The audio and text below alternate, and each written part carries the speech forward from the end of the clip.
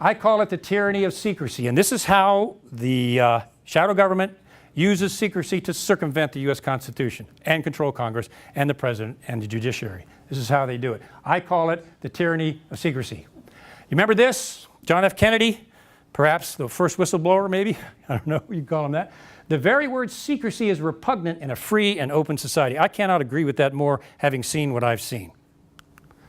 And he goes on, and there is a very grave danger that an announced need for increased security will be seized upon by those anxious to expand its meaning to the very limits of official censorship and concealment, which is what we are seeing today, living.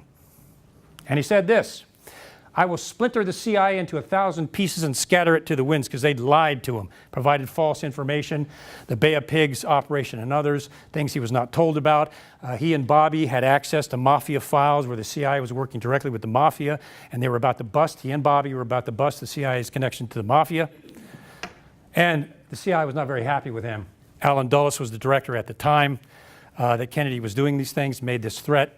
Kennedy was assassinated, and they put Alan Dulles in charge of the Warren Commission investigation of the assassination, putting the fox in charge of the hen house.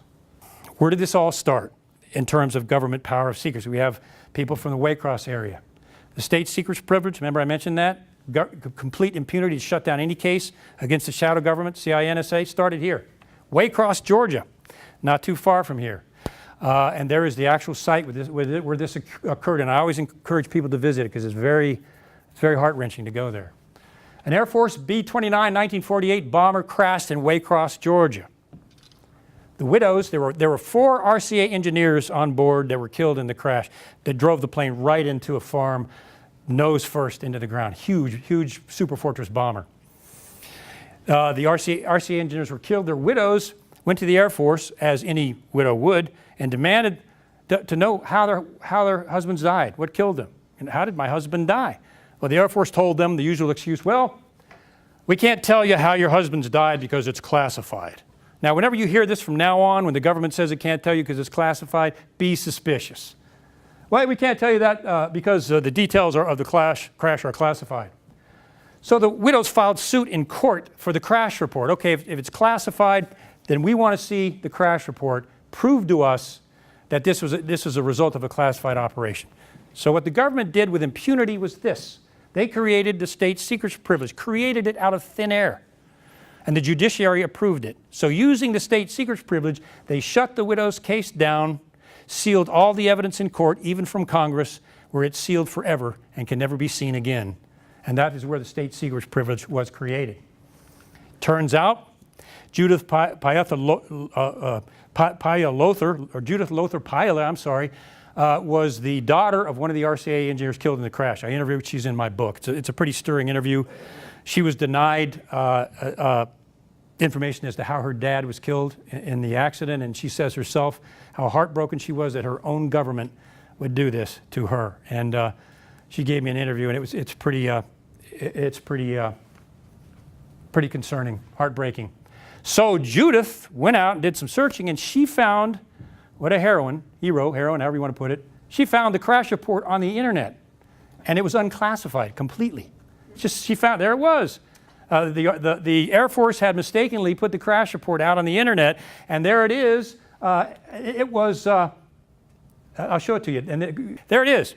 There's the actual crash report from the internet. Nothing in this document is classified at all. As a matter of fact, it shows gross negligence. Where the pilots overcompensated, an engine went out, they overcompensated.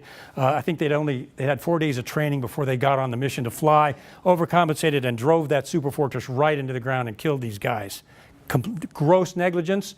There was nothing classified at all about that, and yet they created the state secrets privilege to shut it down. And this case is still sealed to this day, despite this knowledge. It's incredible. There's Judy's mom, whose husband was killed in the crash, picture of her.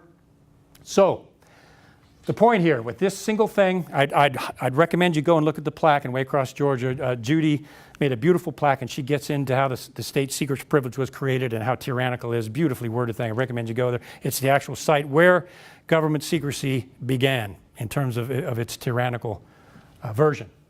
The most tyrannical power of the U.S. government is based on a lie, something that didn't happen and something that was not classified. And now the CIA and the NSA use this to shut down cases against their unconstitutional activity with impunity. Incredible. You can't sue the NSA for spying on you now because of the state secrets privilege, which was created based on a lie and the death of 3 innocent people also involving their widows. All right, so the shadow government controls Congress, manipulates congressional hearings. We've seen a lot of that. It withholds clearances from congressmen and senators. We want to know what's going on in Syria and how you're arming the Free Syrian Army. Well, Congressman Fred Mertz, sorry, but you just don't have the clearances to have access to that information. And if you try to get that information, it's a violation of national security, and at the very least you'll lose your seat in Congress, so I wouldn't go there. That's one way they do it. They classify documents to conceal illegal activity. If you want to conceal it, you classify it. They classified things in my book, illnesses. My family and son were poisoned. There were doctors' diagnosis of that toxic exposure, and they classified it. It's not classified about that at all. Now, it's illegal for them to do that based on executive order, but they don't care.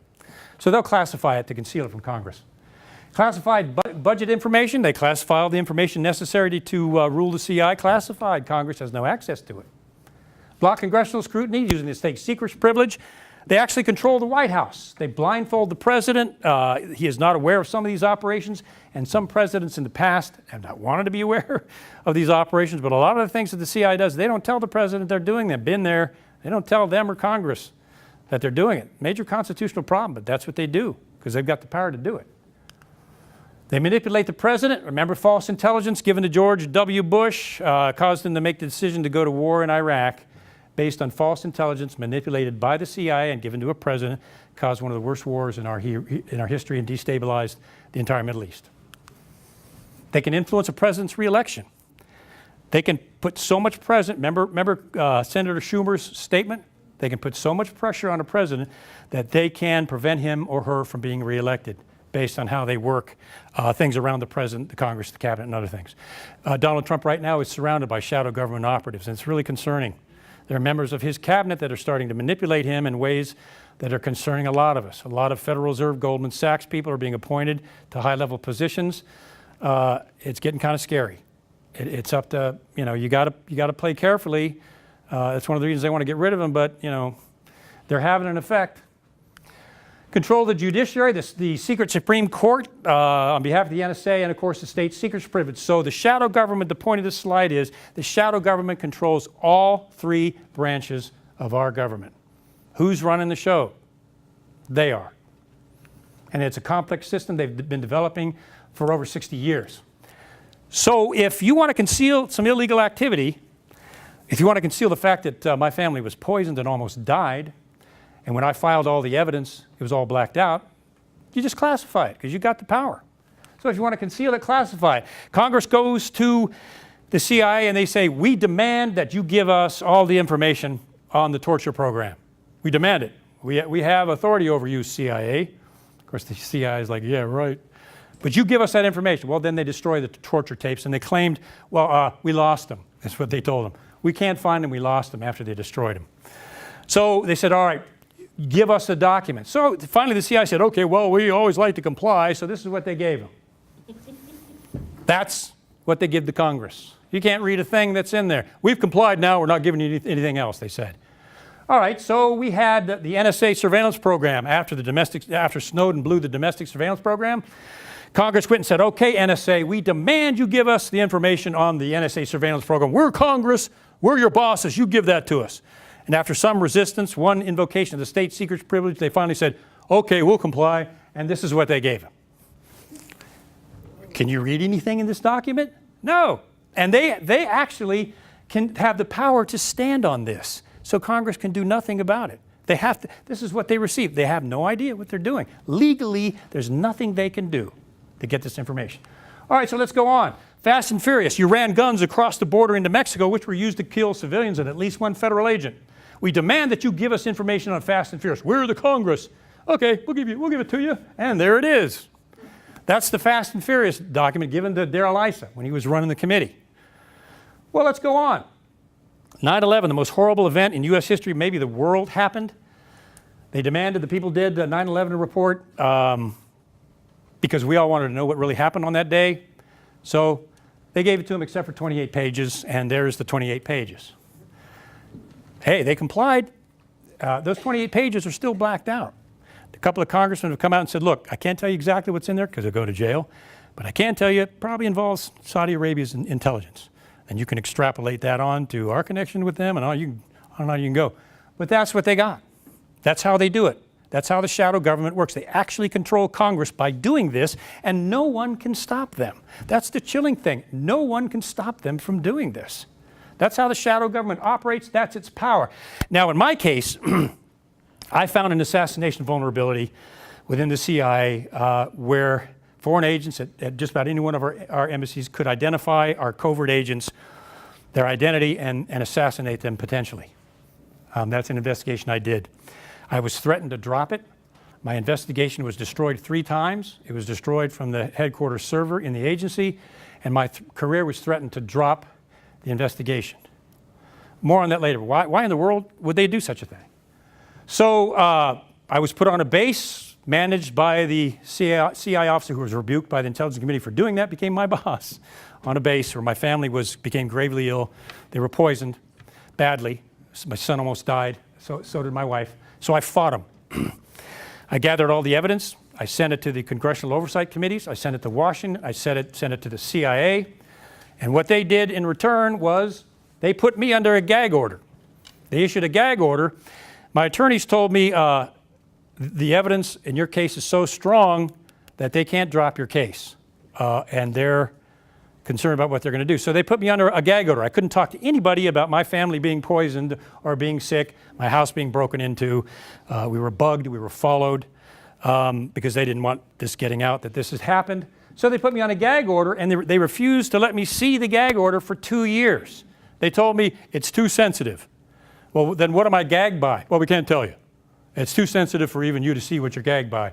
We fought this for 2 years. After 2 years, remember the examples I just gave you? Okay, all right, we'll give you the gag order. And this is what it looked like. Do I still know what I'm gagged by? No. You know what you would call this? And they sealed my case. Sealed it so not even Congressman Frank Wolf, my Congress, could have access to all of the evidence and information. Sealed it permanently. State secrets privilege. Sealed it so no one could ever have access again. A family being poisoned, followed, house broken into. Mountains of evidence. Case of entrapment. What they were trying to do was get me to say something that violated the gag order. I didn't even know what I was gagged by, aka like John Carricow, and then take me out of the picture because I was starting to blow the whistle. See how corrupt this stuff gets? It's that bad. It's actually worse. So what was my defining moment? I was a decorated CIA officer. The CIA was my life. I had awards, medals. I traveled overseas. I did a lot of things, that some guys dream about. I mean, I loved the agency until the higher I got up in the ranks, the more I started seeing how corrupt this beast was. And then you have a decision to make. Why would the CIA cover up the assassination vulnerability of its agents overseas? Why would the CIA not want to protect their agents in foreign countries from being killed? Why would they cover that up? Why would they threaten me and destroy the documents and then target me later on this base and my family is exposed to poisons? Why?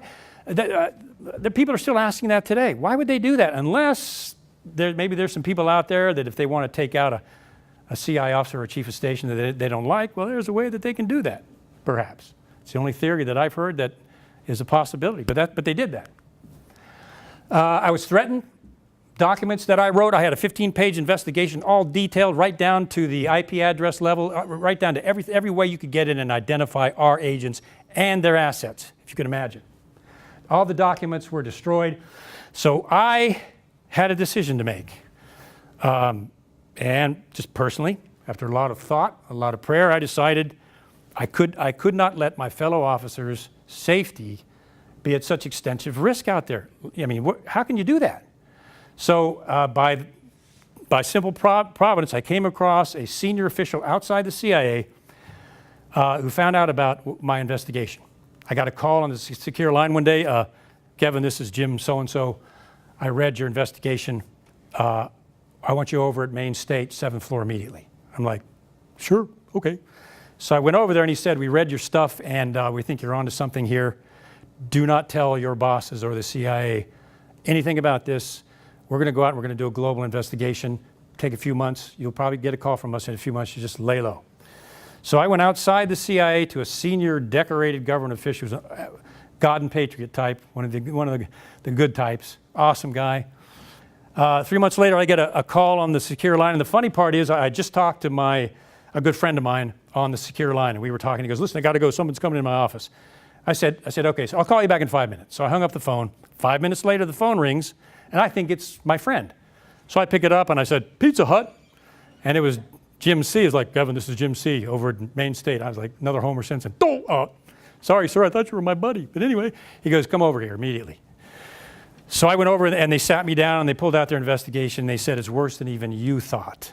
The foreign nationals, foreign intelligence officers, assassins, whatever, can go into just about any embassy in the world, identify our covert agents, and once they identify them, then they're basically theirs. Huge, massive vulnerability that your agency covered up. We're going to have a meeting in 3 days. The agency has ordered to be there. Will you come also? Well, yes, sir, of course. So I went to this big meeting, a big conference room, top level of state, 3 senior state officers, the CIA officer in charge of the cover-up sitting at one end, 2 of the state guys at the other end, Jim so-and-so here, and me across the table. Department of State officially proceeds to officially rebuke the CIA for putting the lives of its agents at risk overseas for over 10 years. Told them they should be ashamed of themselves, and they were going to publish these findings and what the CIA did to the entire intelligence community, which they did. So the entire intelligence community knew what the CIA did. Me, I got a laser dot. This is my boss sitting at the end of the table, who wound up becoming the chief of the base where we were poisoned. What a coincidence. That's how that played out. It was a serious vulnerability. He was placed in charge. I had a laser dot on my back. Even an FBI agent I was working with on this base, good one too, we were doing an investigation. She took me aside, said, close the door.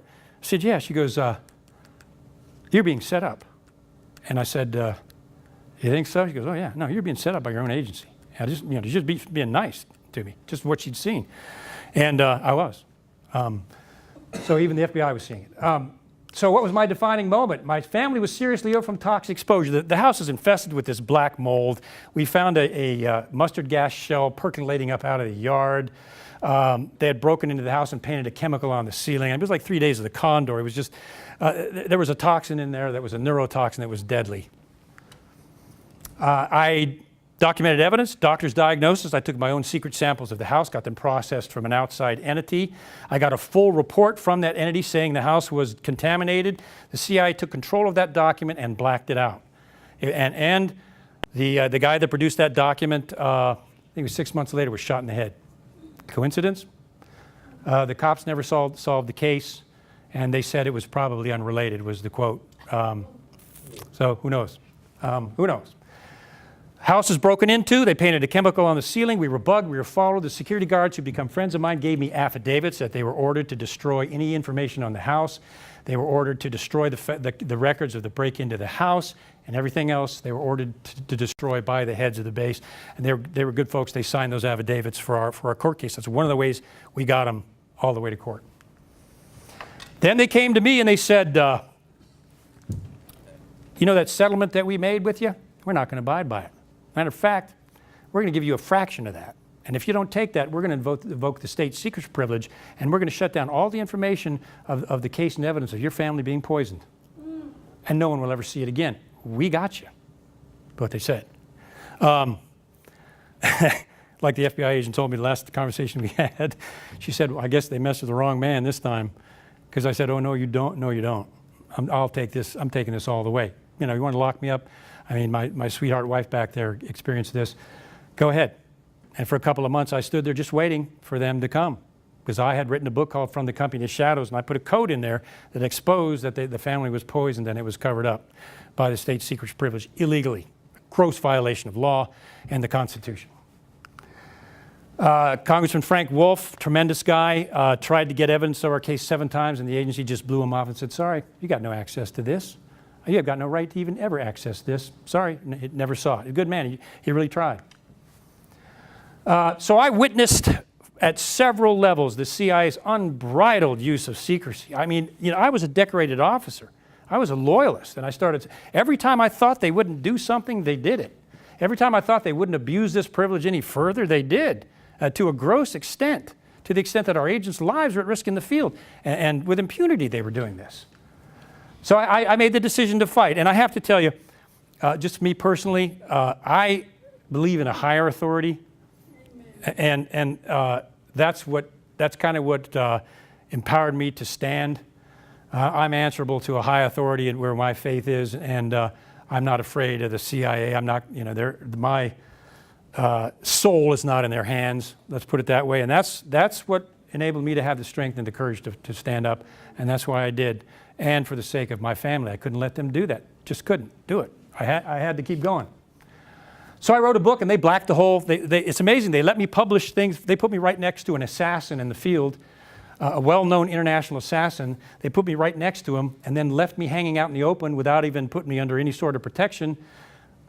Maybe hoping the guy would take me. I don't know. But we went to dinner a lot, and the guy started liking me. I actually got this in the book, and we started becoming friends. So I sent some stuff back to headquarters saying, hey, so-and-so's like, he's here. I'm standing there teaching how to shoot firearms, except for the fact that the guy was so good. I was like, my gosh, you just hit a bottle at 80 yards with a Glock. Who are you? But apparently the guy liked me, so he didn't kill me. And headquarters came back and said, that's an international assassin. What are you doing next to him? I said, you put me next to him, you morons. So you just drop it anyway. Things like that begin to happen. But that I got in the book. The vulnerability to our agents and the ability to find out their identities, I got in the book from the company of shadows, but they blacked out the fact that my family was poisoned. Simple doctor's diagnosis and environmental studies, blacked out. It's a violation of Executive Order 1233, I think it is. Reagan issued it, where the CIA cannot black out information if it's simply embarrassing to the agency or reveals illegal activity. They did it with impunity. Think they're going to get away with it. I don't think they did. So I came out in public, and now this is why I do what I do. And since I have people coming up to me now, whistleblowers. I'm friends with William Binney, John Kiriakou, who they put in prison for 2 years for making a mistake, Kirk Wiebe, whose house is raided by the FBI for the NSA domestic surveillance program. There are heroes out there that believe in the Constitution above their own personal safety, and more are coming. God willing, we'll get even more than that. Why is no one speaking out? If we're seeing these things, and I know people who are, why is no one speaking out about these gross violations? Why are there no whistleblowers? This is the first reason Dane asked me to come and speak, because this is my specialty.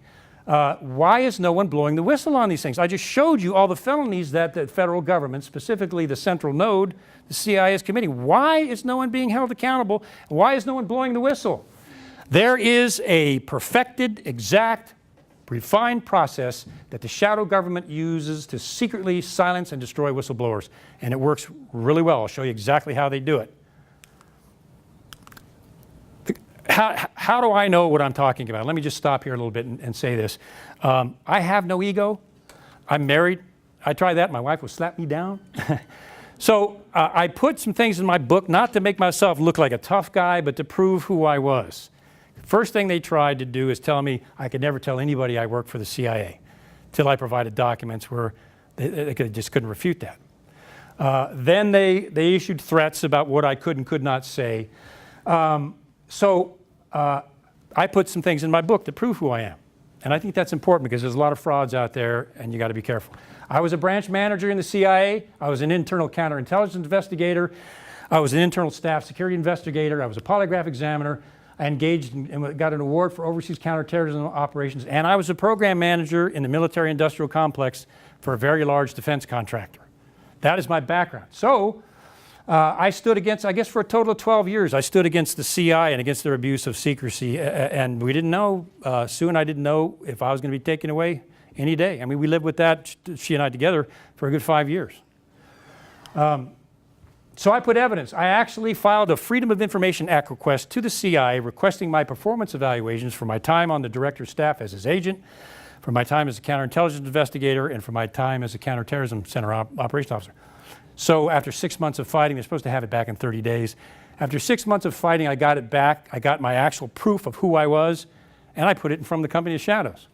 And by the time I got it, there was nothing they could do because they issued it by freedom of information. The reason I did that was to prove who I am. or who I was, or who I'm recovering from. So no one can come and say that he's just blowing smoke. And I did that because I knew that's exactly what they were going to do.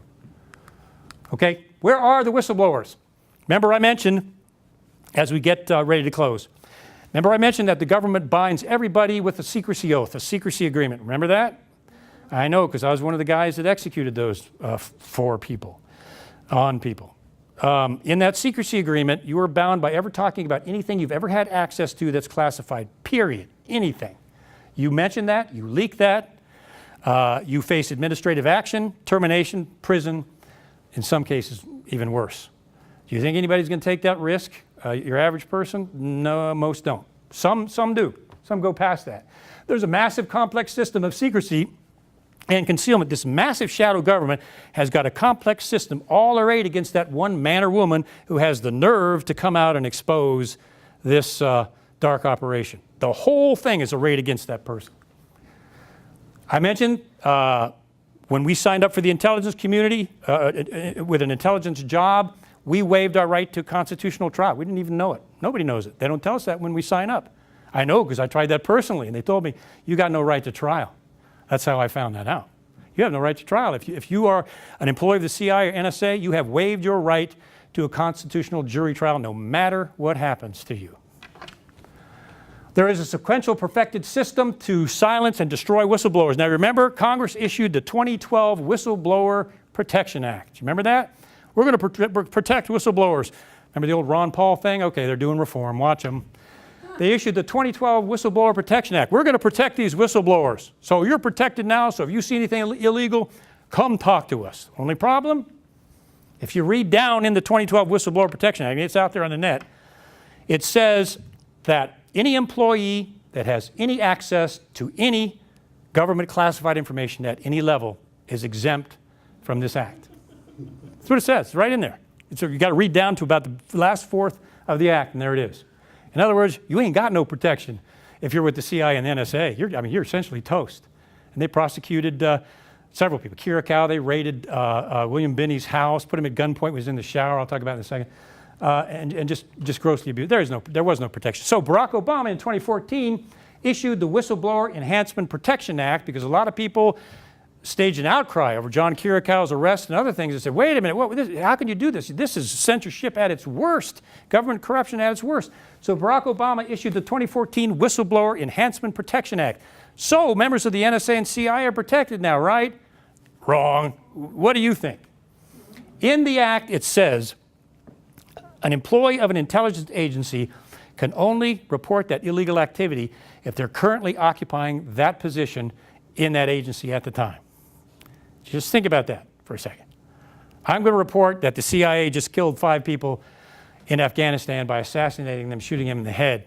But I can only report that if I'm sitting under the boss in charge of that operation. What do you think is going to happen to me? It ain't going to work. And that puts the person intentionally under the internal system of personal destruction because they have to be right there where they can get them if they're going to report this stuff. Can you see it? And I'll show you how they do that. Sadly, just in this general context here, the news media is compliant. Probably one of the most heartbreaking things is the news media is compliant with this whole system. Whistleblower goes to the news media. Most of them are going to let the CIA or the NSA know that they did that. So freedom of the press is no longer. If they've got the guts to proceed or the evidence, then they'll just invoke the state secret privilege and shut the case down and seal it forever so not even Congress has access. They have that power to do that. I've seen them do it. This is how they do it.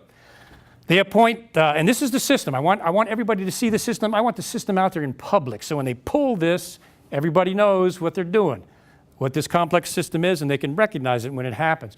If someone is inside an agency and they see some really black program happen that is illegal and unconstitutional or human rights violation, I want them to know what they're going to try to do to you if you try to report this. And perhaps there's ways you can somehow constitutionally get that to people who need to know. Supervisors who comply are appointed. I was a supervisor, a branch chief. First thing they did was they took me in the office and they said, sit down. We want you to, 2 of your employees, we want you to rate them down on their performance appraisals because we just want them to know who's in charge and that they need to comply with us. And I said, well, sir, They're both high performers. I couldn't ask for a better employee. They said, no, we're ordering you to do that. And if you don't do that, if you don't comply with us, we're going to put a memo in your file that's going to stay with you the rest of your career. You know what they were doing? They were vetting me. What do you think I did? I answered to a higher authority. I came back the next day and I said, I rated them both high on their performance appraisals. That's what they deserved. They're good employees. I went and I sat down and said I rated them what they deserve. You know, make my day. So they put a letter in my file. I said, fine, do what you want to do. A year later, both of those guys were removed from their positions for corruption. But anyway, that's how they do it. The supervisor will take you in, take the employee in and say, you know, Jane or Fred, I know you're concerned about this incident in Syria, but you know, there have been other employees who've kind of reported that same kind of thing, and well, you saw what happened to them. You know, they lost their career, and sadly, they were fired, and you know, we don't want that to happen to you, so just be careful. Everybody knows what that means. Do it, and you're gone. If they proceed, they start being denied promotions that they are qualified for. They're put away in embarrassing assignments, which is a message to them and all of their coworkers. See what happens if you rock the boat. This is their method of operation. This is how they do it. Any reporting documents, any evidence that they have, remember the assassination vulnerability, is lost or destroyed. Oh, we can't find it. We don't know where that went. Well, it's not on the headquarters server anymore. We don't know what happened. That's what they'll do. Let's say the employee files a grievance, an internal grievance system with the IG, the investigations group that every agency has. Only problem is IG members, at least with intelligence agencies, are career members of that agency. I had someone come out that was a high-level IG member and tell me that when my case hit, they were so freaked out it was going to hit the press and they're going to find out what they were doing. The IG itself tried to silence me. The group that I filed a grievance with that was lost from the system, was supposed to assist me, I was targeted by the very group that was supposed to represent me. That's how they do it. It's part of the system. And the evidence that I had, and I had to go any much further on this, I had a full documented report of the poisoning, the doctor's diagnosis, the environmental tests I had. I sent it through official channels to headquarters, called, and they said they never got it. So having the access, I went into headquarters, I went down into the internal cable system, and I talked to Doug, last name not to be known. And I said, Doug, I sent this internal investigation file, and they say they haven't received it. And this is all through the internal channels, very controlled system. Doug went in there, I was sitting right next to him, he goes, I don't believe this. I said, what do you mean you don't believe what? He goes, it's gone. I said, what do you mean it's gone? It's officially tracked document. He goes, no, it's disappeared from the system. He said, I've never seen this before. I said, well, Doug, this has never happened. He goes, this doesn't happen. This is an official system. These documents are all tracked. This one is gone. I said, well, can we get it back? And he goes, no, man, it's gone forever. I don't know what the heck happened here. I left there and I'm like, ooh, man, the fun has started. So let's say the employee files a legal suit. Now, this is in chapter 25 of the book, I think, Tyranny of Secrecy. Let's say the employee files a legal suit against the CIA or the NSA. And this is where it gets fun. They let me publish this in the book, too, how they do it. They just wouldn't let me publish who they did it to. This is how they do it. You file a suit against, let's say, the CIA. The CIA will block any outside attorneys and only let you use an attorney approved by them on their list. Kangaroo court already? Maybe? It gets worse than that, man. The CIA demands all of the evidence that your attorneys have or you have. They demand you have to provide it to the CIA or you've committed a national security violation. Even notes with your attorneys that are taken in their office have got to be turned over to the CIA and controlled in CIA locked safes, then classified by the CIA, even though it's your evidence and your attorney's notes. That's what they do. Otherwise, you've committed a national security violation. Then they hold and control all documents, everything, control of the case. My attorneys they had documents. They demanded the CIA give them a safe. They were never provided that. So all of my attorneys' documents and evidence, the evidence of my reports, were forcefully kept in a safe inside CIA headquarters where we never saw them again, never saw the light of day. They classify all unclassified information. The outside environmental report I secretly had done was blacked out. The guy was shot in the head. Who knows where that, I'm not going to go there right now. They took that document, classified it, blacked it out, and retained it in headquarters so no one could see it. It was now a controlled document. So they classify unclassified information. They intentionally drag the case out for years. They got a staff of 10 CI attorneys that are getting paid 8 hours a day no matter what they do, and you. So they can stretch, and they do, they'll stretch that case out for 8 to 10 years while you pay your attorney by the hour and drain you financially. About halfway through the process, if you last that long, you're bankrupt. And they know that. Their attorneys get paid a salary every day for 4 years. They have nothing to lose. No problem. And if your case is strong and you got them, the judge told my attorneys, I think Mr. Shipp has them over a barrel. See, I was them. I caught them with a break-in. I had tapes of them breaking in. I had affidavits from the guards of them destroying documents. Man, I was 2 steps ahead of them every single time they pulled this because I was trained by them. I was 2 steps ahead, and we had them. We had them. So all they have to do is invoke the state secrets privilege, and they can take all the hard evidence and seal it, and it's over. It's gone. Not even congressmen and your senators have access to it. And if you talk about your case, the poisoning or anything else, if you talk about your case to anyone, you can go to prison for violating that. Or, in my case, my wife and kids, my 17-year-old son could go to prison for talking about the fact that he almost died because he was poisoned. If you can imagine that.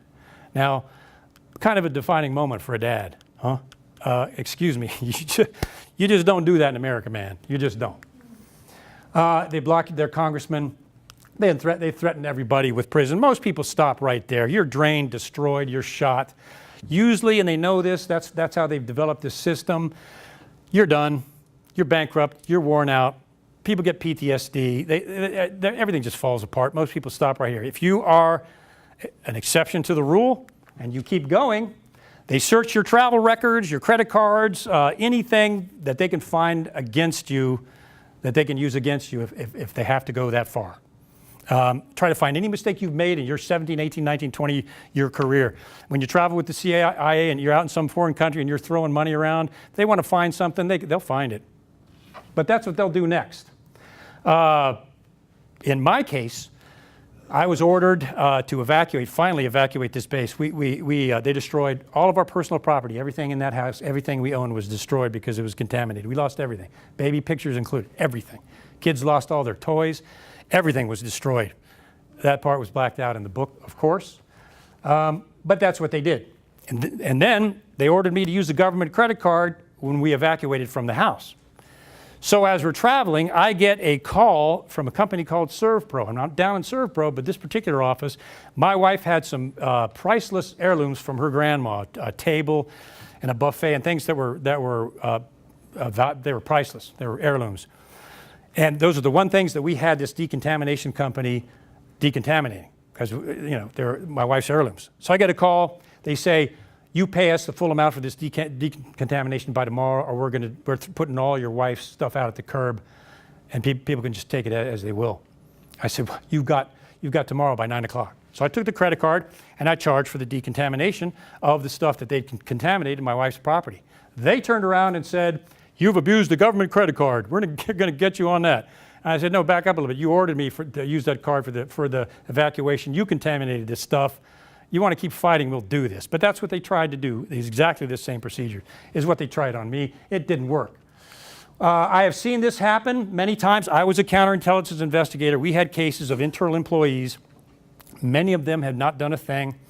They had blown, there was some indication where they were reacting to some things. And one of my strong points was getting them through and finding out it was nothing. But we had some big cases. One of mine went to the president. But generally speaking, your average employee are under such stress because they're under investigation in the Counterintelligence Center.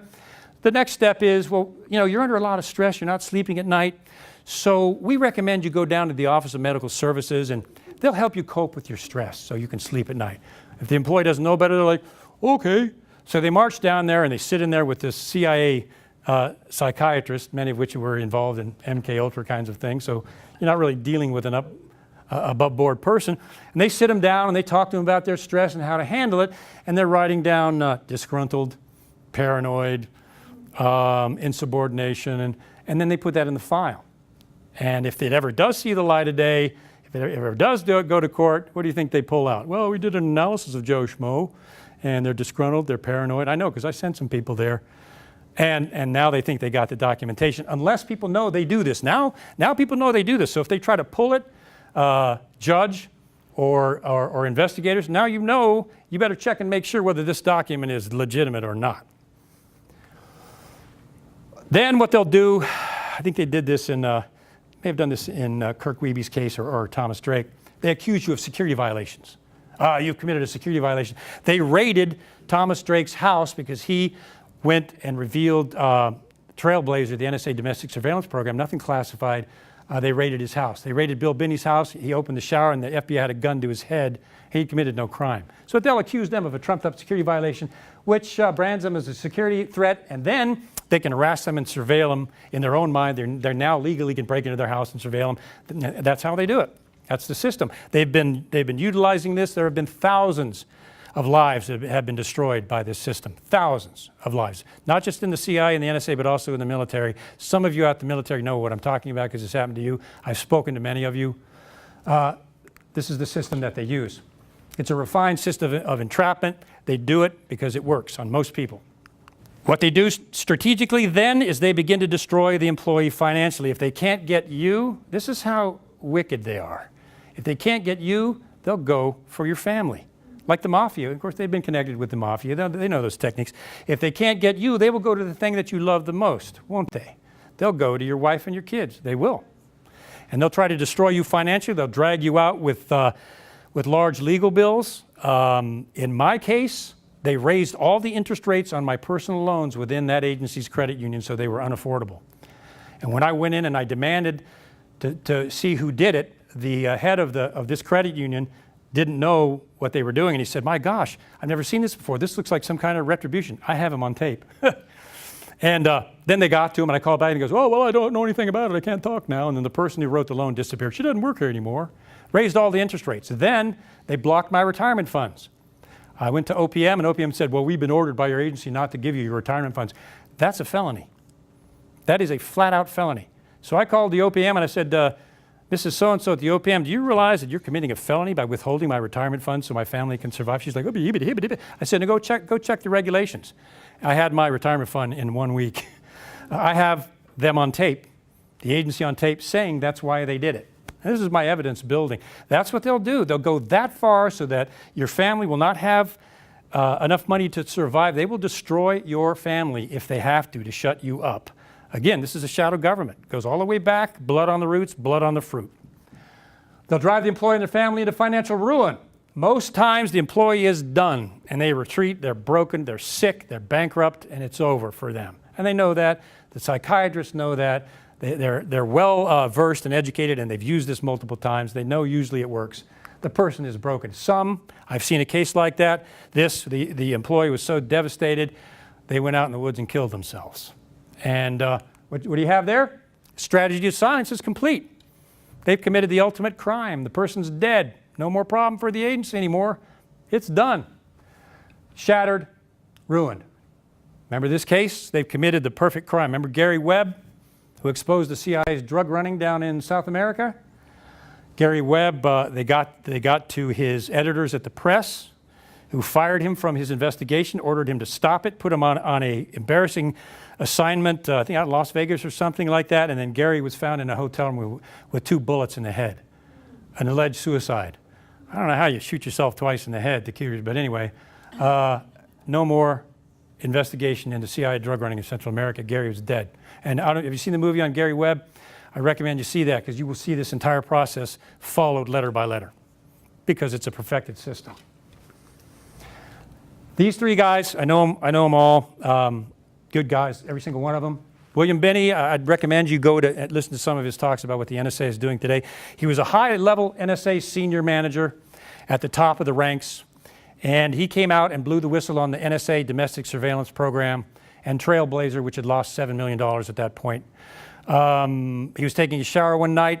The shower curtain flew open. There's an FBI SWAT team in his house, and he's got a gun at his head. They raided his entire house. Then there is Thomas Drake. Thomas Drake was an NSA whistleblower. He went through the system. He reported it to his managers that this was a problem. This is surveilling American citizens, had lost $7 million. Something needs to be done about it. He went through his supervisors and went through the system. His house was raided by the FBI. He was arrested and charged with espionage. They fought it in court, and it was winnowed down to a misdemeanor charge, and Thomas Drake is out. But Thomas Drake has lost his career now, completely. This was the case that Edward Snowden cited when he said, this is why I didn't go through the system. This is why I left the U.S. and reported it to the British newspaper, because I saw, this Snowden saying this, I saw them do this to Thomas Drake, and I knew what they were going to do. And you know what? Edward Snowden's right. That's exactly what they would have done, or worse.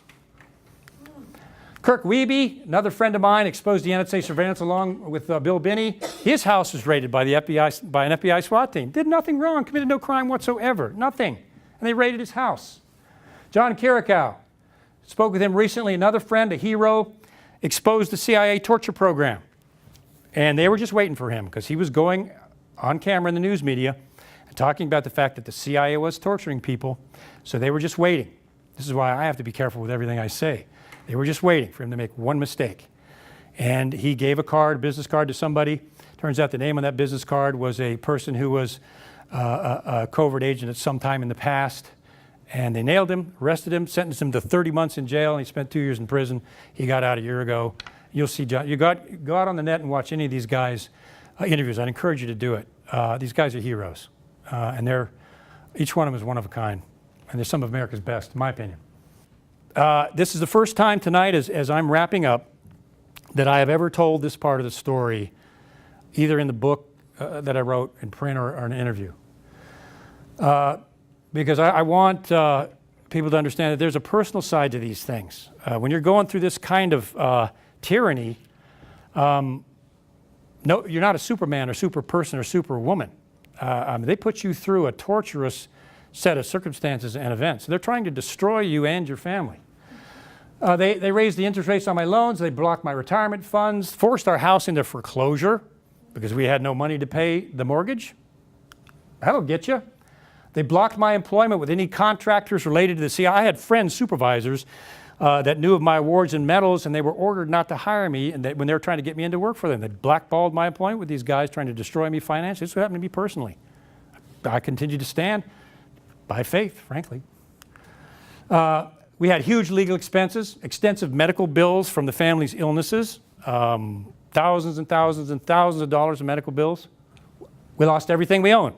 All of our material possessions were in the house that was contaminated, and it was all destroyed, taken away, and burned. And we literally came back to Washington with nothing but the shirt on our back. I went to several meetings. I had a 15-page detailed report with evidence, doctor's diagnosis, environmental studies, the whole shebang that was lost several times. And then they found it one day from the lithosphere and brought me in for an interrogation. Now, interrogating a former interrogator, that's always interesting. And spent several hours trying to get me to recant the evidence that I had in my memo, or else. And I refused. At that point, you know, I was kind of like the lamb at a gyro feast. You're committed, you know. I mean, I wasn't going to stop. So I said respectfully, no, that's evidence in this case, and you're going to keep it in there. So I was taken to a meeting with my attorney inside the Office of General Counsel, where I demanded to see this grievance that I had written in the evidence, and they claimed, well, we don't have it. What do you mean you don't have it? We lost it, they said. My two attorneys had never seen the beast before. They're sitting there, their eyes all wide, and I said, you go get that, or I'm coming in your office and I'm going to find it for you. So they come back in and they present me a one-page document handwritten in blue ink, claiming to be my grievance, which is a 15-page typed document that I had written. And at that point I said, it's over, we're leaving. Went back to my office. I was met with 3 CI officers who tried to get me to sign a statement saying I'd engaged in insubordination. And I respectfully refused and said, this battle is just beginning, you guys. Like the FBI said, you messed with the wrong person. I took them to court after that. There was another house break-in, and it just kept going. Then they issued the threat of, well, we've got you misusing a government credit card for paying for the decontamination of the stuff that we poisoned and contaminated. And I said, nice try, but, you know, make my day. I'd lost my career. I lost all of my retirement completely. My job outside was blocked at this phase because I hadn't stopped. I hadn't given up yet. I was going. I was still going. All the evidence was sealed so no one could see it, not even my congressman. I was threatened with prison if I talked about my case or the poisonings to anyone under the state secret's privilege. I was going to jail. My wife will tell you for several years we waited for that event every single night, not knowing if it was going to happen or not. I was ready to go, ready and willing. I mean, this is the Constitution we're talking about. This is my country. This is my democracy we're talking about. I don't care what you do. You're not getting away with this. Lost my family. My wife could not recover. She was very sick neurologically. She couldn't get out of bed. She was bleeding through her gums, bruising all over. Could you imagine being the wife and having a powerful agency like this break into your house, poison your children, paint chemicals on the ceiling, and then tell you you're going to prison if you talk about it to anyone? Ruined our marriage. I mean, bless her heart. No woman should have to go through that. But that happened. Couldn't take it anymore. My children were having nightmares for years after this. Nice people, aren't they? At these levels. No, they're wicked. I had coworkers cheering me on. Oh man, everybody in there hates them. I mean, we call it the paranoia palace. They're telling me, man, go get him, Kevin. We're with you, we're with you. Well, when I came out and stood, crickets. They all disappeared back in the woodwork to the land of the cowardly. And I understood, okay, I understand, you know, doing this sort of thing is rare. I wrote my book. They blacked out everything relating to the illnesses and the poisonings, but they left the vulnerability to our agents and the other stuff that I never thought I'd get through. They left it in there. I think they were making kind of a deal. We'll let you publish this stuff, but don't ever talk about this, ever. And we still kind of have this. I have a lot of programs I worked on, and in a lot of different parts of the shadow government. And I'm not talking about that. I'm an honorable man. There's no reason for me ever to talk about it in my lifespan. But we have kind of an agreement going. I'll get up and talk about this stuff, and we'll just leave that other stuff aside. And we've got kind of a mutual agreement here. Just, you know, don't go there. Blacked out those parts in the book, and they thought they had finished me off. The only thing that kept me going, frankly, was my faith and my belief in freedom, that this country should be a free country, and there should no agency, no shadow government should have this kind of power in a constitutional government. I can't tell. That's what drove me, is the outrage and the tyranny of this. It's got to be stopped. So they were wrong. They hadn't finished me off. I answer to a high authority, and that's always their worst nightmare, I think. I wound up in Jacksonville, Florida, with absolutely nothing. Everything I'd loved had been taken away from me. Book had been blacked out, the first one, completely blacked out. I sat down in Jacksonville just with nothing left. Then I met an angel. I met a woman named Sue who helped me through a lot of this. When I was outraged by what had been done, she listened to my stories. Gave me an ear about the betrayal that I had just suffered. When people were parked outside our house, she was there standing strong with me. When I had third parties logging onto my computer, when I was writing the book, she stood by me then. When I wrote From the Company of Shadows and built the code into the book about what they had done and what they'd covered up, there's a code in there that unlocks the blackouts. She stood with me there.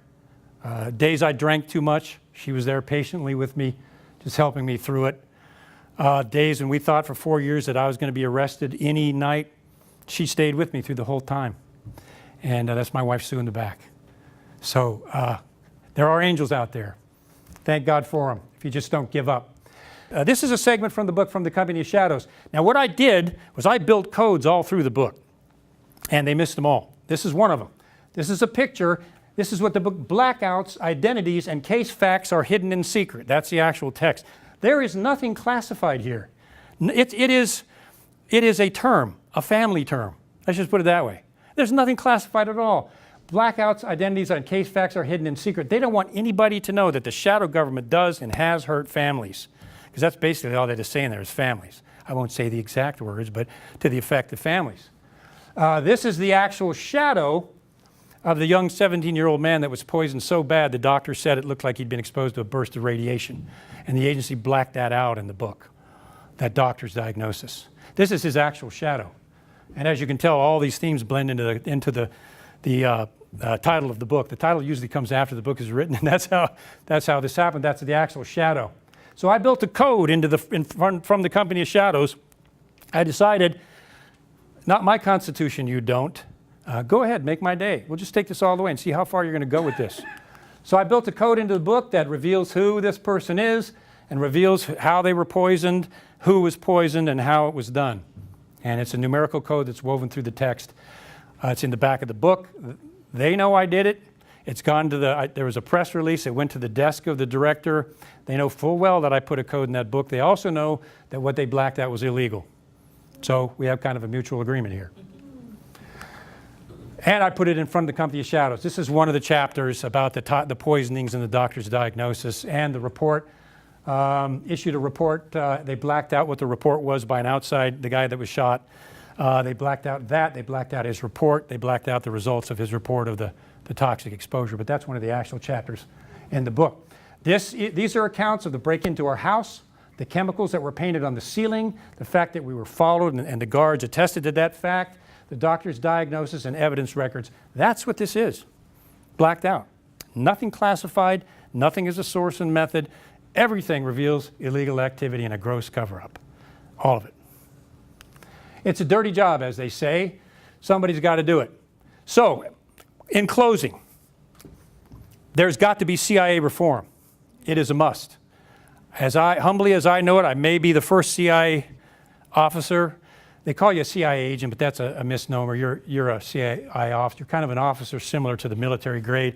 You're a CIA officer. If you're a CIA agent, you've been recruited by the CIA to spy against your government. So CIA agent is a misnomer. CIA officer is someone who's reached those ranks. Anyway, intelligence analysis is necessary. Truman's original goal of an intelligence analysis outfit that provides objective intelligence to the president to make decisions is a good thing. That was Truman's original intent. Yes, we need something like that. Something like that should be developed again. The National Security Act of 1947 needs to be rescinded. That gives the CIA the power to conduct undefined covert operations needs to be rescinded. That power needs to be taken away from the CIA now. There's been too many gross violations, too much abuse of secrecy, too much control of the U.S. government for this to continue any longer. And I think, the public is starting to demand that the CIA be dismantled, the National Security Act be rescinded, and an actual intelligence agency be recreated in the form that it was originally intended.